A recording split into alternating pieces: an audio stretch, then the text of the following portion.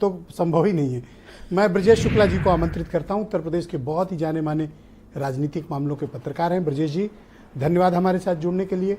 अब मुझे बताइए कि उत्तर प्रदेश में बीजेपी और गठबंधन में सपा कांग्रेस के समक्ष किस तरह की चुनौतियां हैं और आगे आने वाले समय में किस तरह का नया परमुटेशन और कॉम्बिनेशन यूपी की पॉलिटिक्स में आप देख रहे हैं?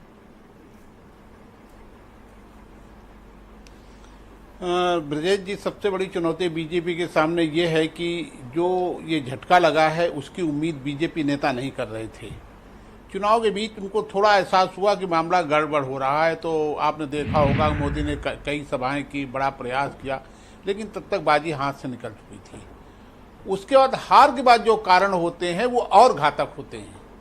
वो घातक ये होते हैं कि तमाम तरह की जो दबी समस्याएं होती हैं वो सर उठाती हैं, जो आप देख रहे होंगे जी। और उससे बड़ी बात यह है कि तमाम बातें सरकार को तक नहीं पहुंच रही थी। नंबर एक बात तो ये सोचना कि साहब हम मोदी के नाम पर सिर्फ जीत जाएंगे, प्रत्याशी हम कोई खड़ा कर दें, चेहरा केवल मोदी होगा, प्रत्याशी कोई हो, इस बार लोगों ने इसे स्वीकार नहीं किया।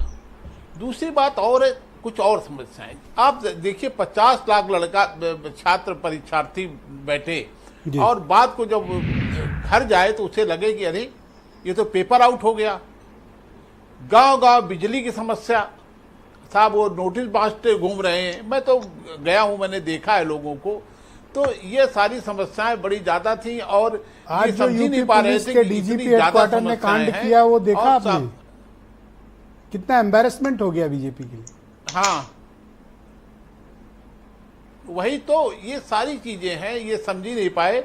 जैसे आंख बंद करके लोग नहीं चलते, उस तरह कुछ विभाग आंख बंद करके चल रहे हैं। क्या अति आत्मविश्वास के चलते भारतीय जनता पार्टी को ये करारा झटका लगा?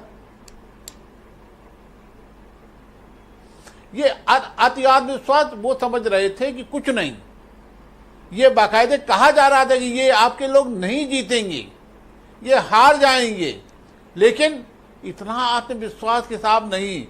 ये क्या बात है, वो वोट इनके नाम पर नहीं पड़ना है, वोट मोदी जी के नाम पर पड़ना है। 48 लोगों को फिर से, और 48 में करीब 40 लोग, 39 लोग ऐसे थे जिनके खिलाफ बगावत थी उनके क्षेत्रों में। लोग किसी को वोट देना चाहते थे लेकिन इनको नहीं देना चाहते थे। मैं आप बगल की सीट सीतापुर देख लीजिए जी। सीतापुर की तो ये हालत थी कि जिससे बात करो वो कहता था साहब बस मुझे आश्चर्य है, मैंने देखा था राकेश राठौर का नॉमिनेशन के वीडियो, मुश्किल तमाम 500-600 लोग रहे होंगे, पर इतने मार्जिन से अगला आदमी जीता है कि एक बार भी बीजेपी एक राउंड में आगे नहीं गई। मतलब चमत्कार है ये इसको जनादेश कहते हैं। लोग ये कह रहे थे नहीं, और जनादेश कहते हैं। और मैं आपको बताऊं, इनका प्रचार के वो स्वयं जहां बुलाया वहां नहीं गए, कारण आत्मविश्वास कि हम तो जीत ही रहे हैं। तो ये स्थिति, इसको कैसे संभालेंगे?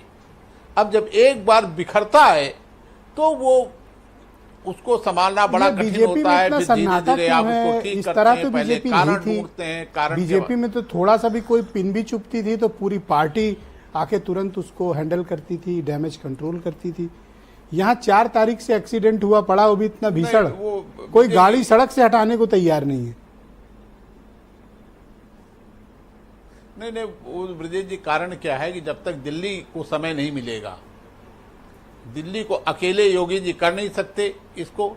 वो जितना कर सकते थे उन्होंने इकट्ठा किया है, विधायकों से बात की है, मंत्रियों से बात की है, सारे पदाधिकारियों से बात की है, बुला के। इस दौरान उनका प्रयास चलता रहा है, लेकिन दिल्ली के पास अभी ये सोचने का समय नहीं है कि उनकी अब सरकार बन गई है, तो वो सोचते हैं कि पहले इसको पटरी में लाएं, उसके बाद हम देखेंगे हार के कारण, क्योंकि अभी कोई बहुत जल्दी वो है नहीं।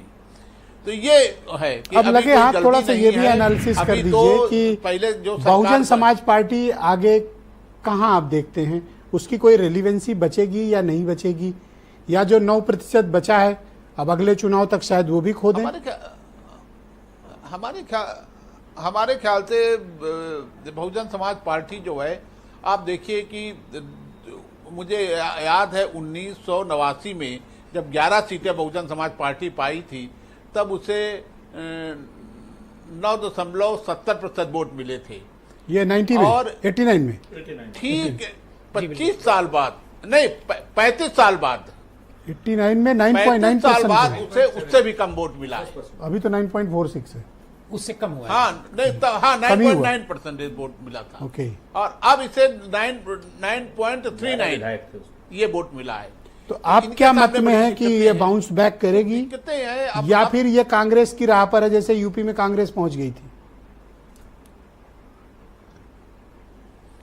मुझे नहीं लगता। अब देखिए, अब जब एक बार बिगड़ जाता है और बिगड़ता चला जाता है, क्रमवार बिगड़ता है, एकदम से बिगड़ गया फिर वो जम कर गए। ओके, अंतिम सवाल इस जैसे राउंड वहाँ का, हुआ क्या आंध्र प्रदेश आप में। मानते हैं कि मायावती को अब अपनी राजनीतिक भूमिका में परिवर्तन करना चाहिए?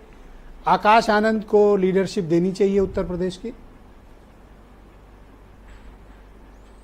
देखिए, ये मैं जब जिस समय हटाया था तब भी मैं मानता था इस बात को, हमेशा मानता रहा, लेकिन वो किसी की सुनने वाली है नहीं है। ये जो बसपा की दुर्गति हुई है वो भी इसी भाव में हुई है जी, कि साहब मेरे नाम से वोट देता है, मेरा वोट ट्रांसफर होता है, मेरा वोट ही वो दौर चला गया जाता ब्रजेश है, जी। चलता है। अब ट्रांसफर ये का भाव दौर यही तो है। चला गया, अब वो तो बीती तो वो बात है। भाव जो है कि जो जी, वो बीरेन दौर जी भी चला हमारे गया है। साथ